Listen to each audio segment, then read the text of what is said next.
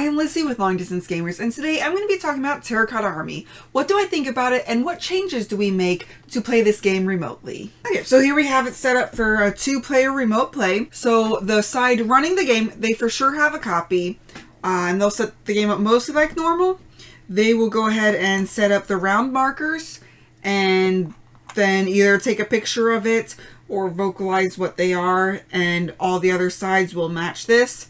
They'll determine the starting player and player order, as well as they will determine where this is. For the sake of remote play, we just agree on which one. We just look up here and to the right, so starting with 1 going through 12, and you could do any one of these to determine. I find it easiest to pick out the artisan and the player order one. So to get everybody matching the same, we would just say artisan is on 5 and the player order is on 9. And then the last thing I do is I have this labeled 1 through 7 and A through I, which we'll get over that when we go to place these army people out. Okay, so what would happen is the first player would go. So they would just simply state what number they want to go to, or if they want to rotate. So say Brooksby, once Brooksby is placed green, he wants to get some of this clay, so he might come here. So he says he will go ahead and come to 9. So he will grab the 4 clay, and he will of course remain first player. And then he does not have any of these, so he can't do this last action, so it goes on to me. So I'm gonna be like, yeah, I really want that. I really want that clay. So I might say, hey, I'm gonna go ahead and rotate the A. Seems how they're rotated the same. You just go ahead and everyone will rotate the A. And then I say, I'm gonna go ahead and place mine on 10. And then I will get 4. And I think I'm going to skip getting one of these, and instead I'm just going to get another clay. And then I don't have any armies, so I can't do that one either. So now that it's Brooksy's turn, he will probably want to go for this cheap one over here. So he'll say, okay, I'm going to go ahead and place on 11. And he's going to make a thing, so he's going to go ahead and spend 2 clay. And so everyone takes the clay and puts 1 right there.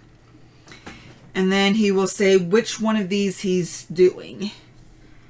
So since we have this, he will probably go, he wants to go, I forget what these ones are called, but he will go with the brown ones, or the dark brown ones. Or the second one, however you want to refer them to as. And then he will state where he is placing it. For wanting to get the bonuses here, so he might place his on 1I. So then everyone will take his, take the second one out, and place it on 1I. Okay, then he gets 2 clay, and he gets that. And I do keep track of everybody's, since that is a little bit cutthroat on where you want to go. And if you have, if you know, Brooks had no clay, I would know that I might want to do something else before doing the clay. But I want to go ahead. Oh, before we do that, we actually gave out the victory points, which, where are these victory points? There, over here for some reason, from the last play. So Brooks got 8 victory points. So there we go. Okay, so now it's my turn. And I think I'm going to go ahead and come here. No, because I really want that so that I could get all of them, but then that's a wasted step. So I might go ahead and spend, you know what, fine. I could spend 2 coins and rotate the B, but I think I'm going to keep it because I want all of them activated. So I will come here to 7, spend 3, and of course 1 of the dry goes right there. And I'm going to do the same thing. I'm going to take the second one over. So this is going to get me 7 victory points. And I think I'm going to go ahead and put mine on I3. So 1, 2, 3, and I. So everyone will match that. Okay, so Brooksy's turn. Let's see if we can do something else. So notice I'm not saying whether or not I'm placing an artisan or not. So I'm just going to place these. If we do in a future round get an artisan, then I would point out, hey, I'm going to place my artisan on. Otherwise, everyone will just assume that it's these smaller workers. Okay. Oh, I might want to actually finish my turn. So yeah, so I will go ahead and spend the 1, and I will get all of these because I'm going to be activating that one. And then I'll activate it again. Okay, now it's Brixie's turn. Sorry about that. Okay, so he still has some of this. So he might want to go ahead and get in on this 3. So yeah, so he will go here. So he will spend his 3 clay, putting another one right there. And he's just going to keep going strong with this. So he's going to take the second one. So that will give him 6 victory points. So 1, 2, 3, 4, 5, 6. And he's going to place it on I2. That way now we have a group of these, but he has majority. Okay. And then he will go ahead and pay 1 coin to activate this one. And he could go ahead and pay another coin to go ahead and build something. So he's going to go ahead and do that. So he's going to pay a coin. He's going to go ahead and build the 3rd one, I think. And since this is going to be an important one, he's going to go ahead and place it on I6. And then he has the option of building something, which he has this. So he will go ahead and spend that and his last coin to get this horse. So for the horse, because it's a 3, he'll just say that he will put it with his I6 so that it goes towards I4. So that way he is now over here and in this one, which is for that category, or for the 4th round. Which I'm like, man, I was hoping I could get a horse to go across. But that is okay. And then I can do something. I want to show you something different.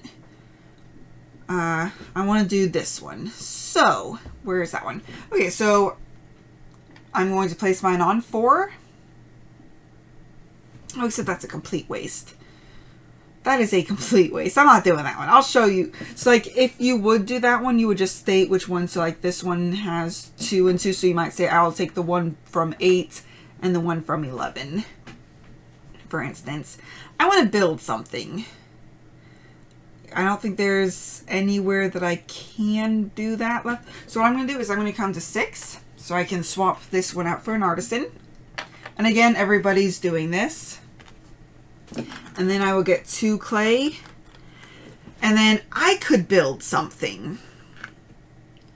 So I might choose to use my crossbow and a coin to grab this kneeling guy to place him right there looking at that. Nice and snazzy. Okay.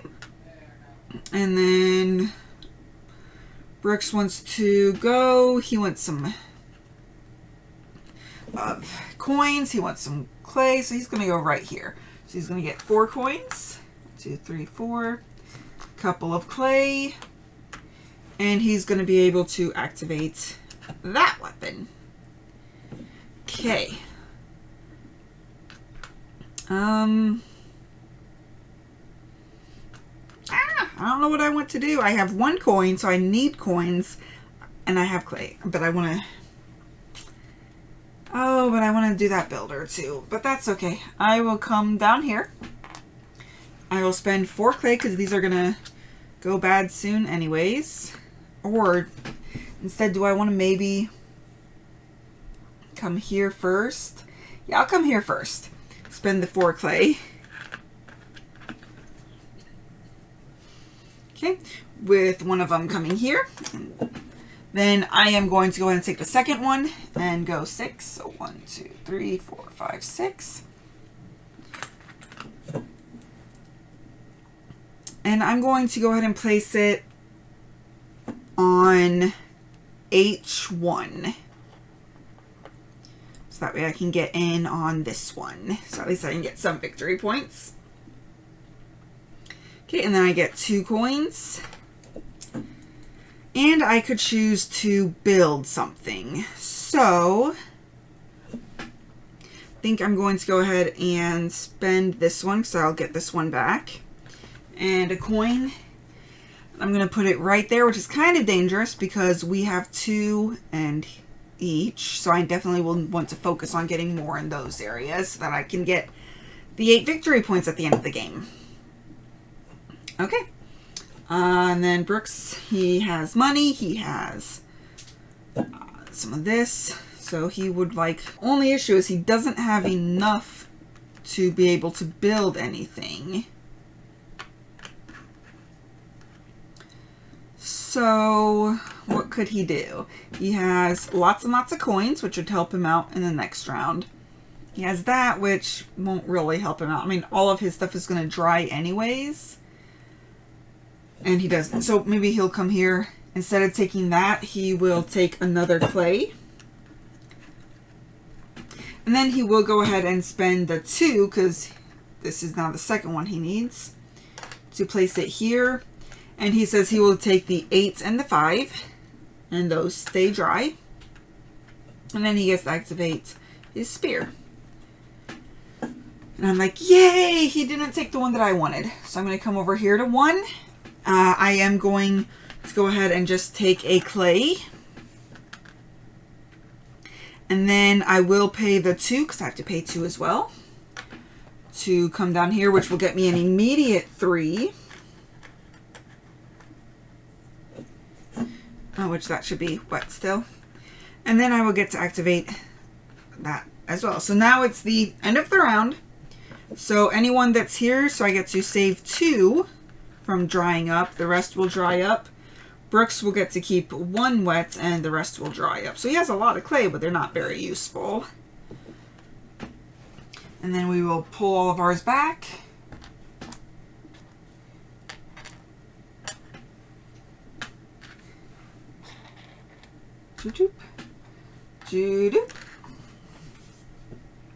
And Brooks will get a coin, and then we will do the majority for this. So this way Brooks and I are tied, so we each get 7. So 1, 2, 3, 4, 5, 6, 7. And I'll be right there. This way he definitely has me beat, so he gets 7 while I get 3. And 1, 2, 3. Okay, and then these will each move forward 1. We will do the most left over, dry or wet. So he has 3, 4, 5, 6, 7, 8. Well, I only have 5. So he will get 5 victory points. So 1, 2, 3, 4, 5. Well, I'll get 2. So that is done scoring. We'll go on to the second round. If we had any of these would get victory points in the same row and column for however many pieces you have. So if this one was here, for instance, I would get 1 victory point for having something in this column, and Brooks, because this horse goes all the way out, would get 1 victory point for it being in that column. But alas, no one has that. And then we will go ahead and rotate the A 1 over and rotate the B 1 over. So something I find handy. Normally there is a pin in here, but it didn't come with my game for some reason. So something I do find handy though is verify that the artisan is at the 7 and the turn order is at the 8. And then you make the turn order the same and you're ready to start the next round. So the game will continue until the end of the 5th round with each scoring phase and each scoring of these. And then at the end of the game, you'll score majorities of these, which is 8 if you have majority, 2 if you have presence. These are just tiebreakers, the kneeling archers. So they will they don't count as a piece unless, so here we're tied, but I have a tiebreaker right there. You will still score at the scoring round for the last round for these. And this horse one, this only is 1 unit, but it takes up 3 spaces just to help you with, you know, scoring multiple times. And then the other thing is you will score groups of soldiers. So these will be, there's 2 players in here, so each one of these will be worth 2. So I would get 2, 4, and Brooks would get 4. And then whoever has the majority gets 5, while the other player gets 2. This breaks ties, so I would get majority for this group. So I would get the 5 and Brooks would get the 2. And you would do that for each group of soldiers that are 2 or more. For instance, if these were off by themselves, I would still get 1 point each, so I'd still get the 2 for that one. But because Brooks is not in that group, I would not get as well as domination. So I would not get the extra 5 from that. Okay, so that's how you play Terracotta Army and how we make it work for remote play. As you can see, this does transition very well to remote play, which makes me very happy. But about the actual game, so what I find fun about this is this rondelle. This rondelle or action wheel is probably the most fun, getting to decide how you want to spin it. That is what I really enjoy. I do find it interesting that, you know, you're trying to manage these weapons. Sometimes you want to use them for these because you have to have a weapon for these. But if you do your weapons for one of these armies, guys, you get specific benefits. So that is really nice as well. So you have to decide if you want to spend it for that or just getting that benefit right then and there. And it does have really nice replayability because these tokens, while there's 1 for clay, 1 for coins, 1 for each of these workers or army people, and 1 for each area and these center columns and rows. So they're kind of predictable, but the way they come out makes you focus on different areas every game, and just different play styles makes you, it's really interesting, and these just adds a little bit more flavor. And something I do like is it's very clear what's going on. So like these are the individual rounds. So they're separated by what you get when you activate them. So I do like that. I like that it's just very clear. So like the round marker times coins and you get a worker. The only thing is you don't get the victory points for placing it. You just, well, not a worker, but an army person. You just get to place it, which could help with majorities, could help with controls. So that one's really interesting. And I do like that it's not just a gray board that you're looking at. You have some trees, you have some of this stuff in the background that doesn't interfere with your ability to play the game, but makes it nicer to look at for sure. You have awesome minis. Like, come on now, who does not love amazing minis? And also, I adore this box. It shows very clearly how many victory points you get, what the different benefits are for these. So, you know, and it is a great place for holding them in general. And it's just very nicely done. So this is awesome. I don't have to worry about once I get these unbent. I won't have to worry about them getting bent back. And as far as learning the game, the rule book, while it seems pretty thick overall, it's not really that bad. It has lots of pictures, so that way you can easily tell what's going on. And it's pretty detailed, so you don't have many questions of, wait, what? So you really understand what's going to happen when you have this rule book. So A+ for that. As far as player count, there is an official solo variant on Board Game Geek, which I have played. Lots of rules with that one. It is very thinky. I like playing it in a pinch because I really enjoy this game, but it's not my preferred way to play. I prefer to play this in 2 to 3 players because you get 5 workers in a 2-player game. In a 4-player game, you only get 3 workers. So in a 2-player game, you get the 5, so you're playing a worker 25 times during the game. While in a 4-player game, you're only placing them 15 times. So you're playing much less, and it's a much tighter game. This rondelle or worker placement areas fill up much faster. So it makes these artisans a lot more valuable, but it's just, for me, I prefer it in the 2 to 3 player range. So that way I can play more. I can play more of the game, so of course I want to play it at a lower player count. With all that said, this is a thinky game.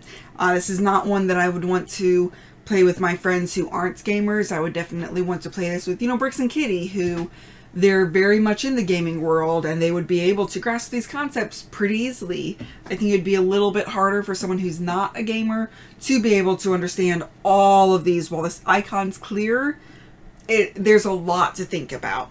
But with that said, I do give this game a 9.5 out of 10. I absolutely adore it and I cannot wait to play it again. I do really enjoy it. I hope that helps you with your buying decision. But until next time, just remember to have fun, be present, and be you. Thank you all for watching. If you have any questions or comments, feel free to reach out to us.